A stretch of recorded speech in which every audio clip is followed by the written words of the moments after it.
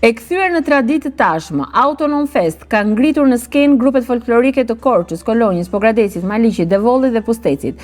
Këngëtarë dhe instrumentistë që përpiqen ende të mbajnë gjallë këngën popullore dhe qytetarët të trevave të Juglindjes tregojnë se interesi të rinjve për ta trashëguar është i madh.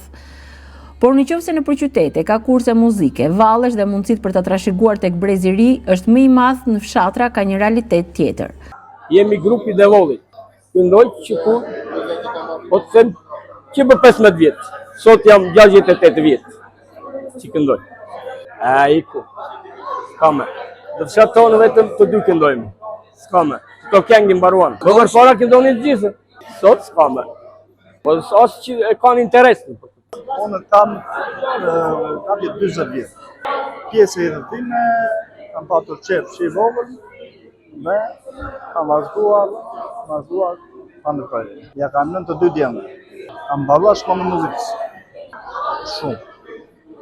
Kam për më shumë se 15 vite që jam pjesë e ansamblit Skënderbeu, 24.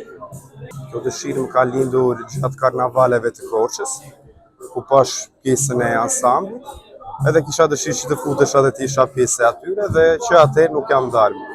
Kryesisht valle shqiptare popullore, kryesisht juglindore, tona. Nuk ka shumë të rinj në fakt, po ata që janë nuk janë ndarë. Jemi të gjithë shumë të vjetë në këtë pjesë edhe pse shumë të rinj.